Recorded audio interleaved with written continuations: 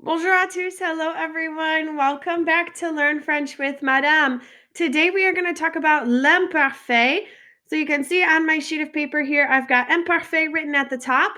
We're going to talk a lot about the imparfait today. And then in our next video, we're going to talk about the imparfait versus the passé composé. But today, I want to focus on imparfait. So as you can see, I've got up at the top imparfait written out. And on the left-hand side, we're going to kind of go through what the imparfait is, how to form it, and what some irregulars are. Once you have a good basis for the imparfait, it's not hard, but it's the getting there that can be a little bit difficult. Just like when we conjugate verbs, how we have to remember some endings, it's the same thing with the imparfait. So on the left-hand side, I'm going to write out what, and we're going to talk about what is the imparfait. So first off, the imparfait is a past tense. So it's just a past tense. Just like when we learn the passé composé, it's the same thing. So it's a past tense that's used to describe repeated actions. So it's used to describe repeated actions or how things were. So I'm going to put down here a couple little bullet points. So I'm going to say repeated actions, how things were,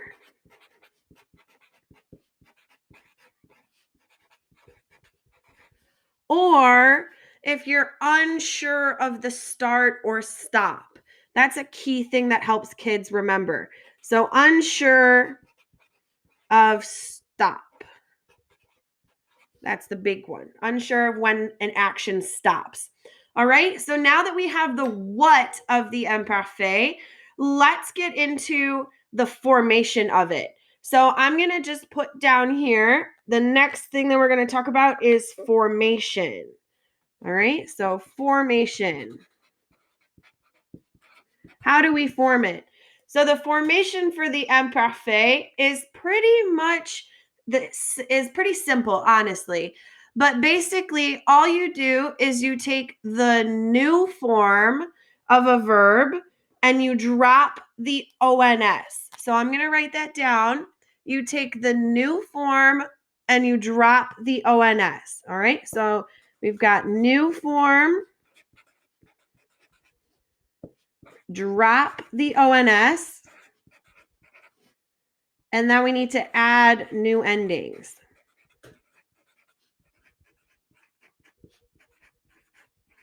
All right, so I'm going to write out what those endings are, just right underneath of this, okay? So I've got my fancy new little pen up, so I'm going to write out what my new endings are for the imparfait. So I'm going to draw my fancy little box like we've been using. And then let's fill in our box with the new endings for the imparfait. So for je, you're going to add A-I-S, A-E-S. For tu, you're going to add the same thing, A-E-S. Il, elle, on is similar but a little bit different. You're going to add A-E-T. So A-I-T. All right. For the new form, we're going to add ion, I-O-N-S. For the vous form, we're going to take that same pattern and iez, I-E-Z. And the ELL plural form, we're going to mix these two together. So it's going to be A-E-E-N-T. A-I-E-N-T. All right, so now we have our new endings written up there. Let's do an example. All right, so on the left-hand side, I'm going to scoot my paper up just a tad bit. We're going to do an example. Okay, so let's use the verb parler because that one is one that we use a lot. So we're going to use the verb parler and we're going to say I talked, right? Because we talk a lot. And in my sentence, I talked, I didn't give you a certain time of when it stopped. I'm just saying I talked, and I probably talked more than once. So it's a repeated action. So we need our subject pronoun first. So we've got je, Now we need to take the new form. So we're going to write parlons, and we're going to drop that ONS. So we've got parlons, we're going to drop that ONS. So basically, we're just left with PARL. So we've got PARL. Now, our third step, we need to add on our new endings. So for je, we're going to add on AIS, AIS. So I'm going to just tack that onto the end here. So we've got je parlais, je parlais.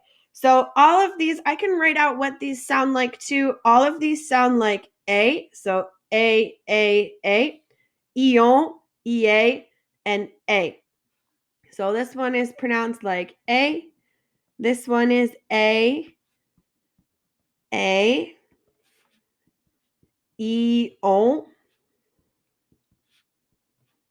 EA, and A.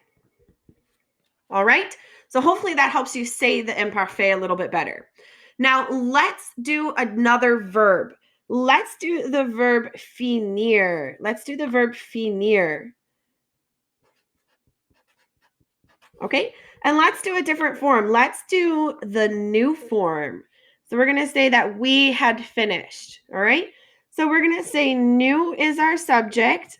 Now we need to take our verb and put it in the new form, So I'm going to conjugate that up here for you in the present tense. So finissons. So finissons. And now we need to take off that ONS. So I'm going to take off that ONS, and that is the stem that I'm left with. So I'm going to write down my stem. Now I need to add on my new endings. So for new, I'm going to add on ion, I-O-N-S. So I just tack that onto the end. So new finition. That one is a little bit tougher to say because there's so many I's and S's. So it's new finition. We had finished. All right. Now, a couple more like super important topics, like the nitty gritty of the imparfait. With the imparfait, the nice thing about it is that there's only one verb that is irregular.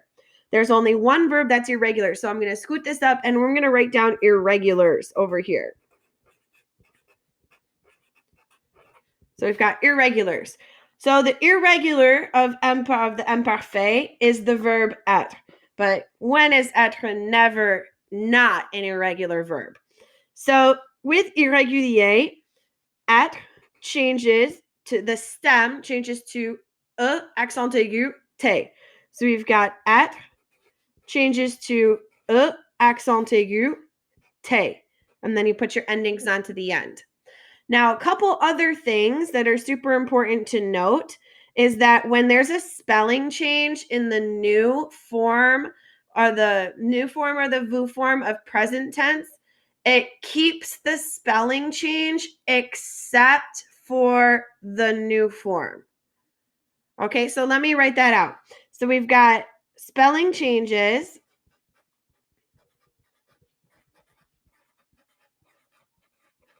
in the new form. Okay, so that's our main thing. So spelling changes in the new form. They keep the spelling change for all of the other subjects except for new and vous. So I'm going to write that down. So spelling changes in the new form stay for all subjects except, and I'm going to write this in a different color so it stands out, except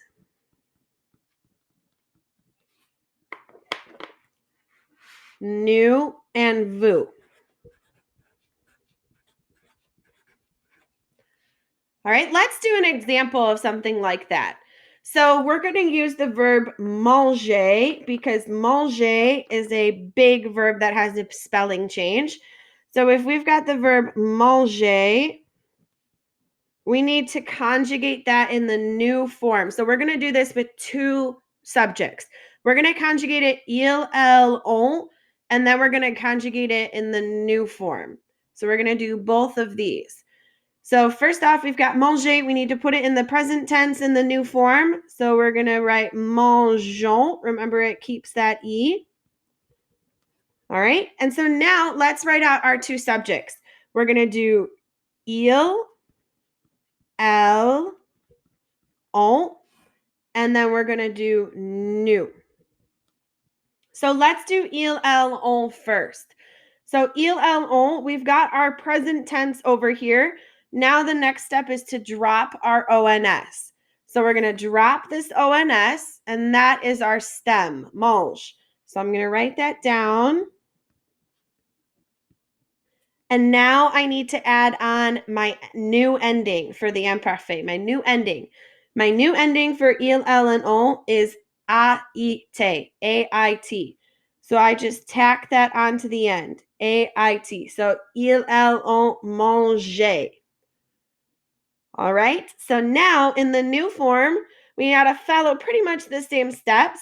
We've got the new form conjugated, but remember, it stays except in the new and the vous form. So since I'm conjugating in the new form, I need to take off all of that, E-O-N-S. I need to take off all of that. So my stem is going to be M-A-N-G, M-A-N-G. All right. Now we can add on our new endings. So now we add on our new endings for new is ion. So nous mangions. I know it looks a little bit weird, but we'll get there. All right. So we've covered so far what the imparfait is. It's a past tense, usually used for repeated actions to describe how things were, and you're unsure of a start or a stop time. To form it, you need the new form in the present tense. I'm going to write that over here so we don't forget. So we've got the present tense. Then we drop the ONS and we add on our new endings. And these are our new endings right here. An example that we did was with two verbs, parler and finir. We have je parlais and nous finissions. And then we talked about irregulars and certain things you might need to know for the imparfait. So être is the only irregular verb, and it kind of changes to e accent aigu and te.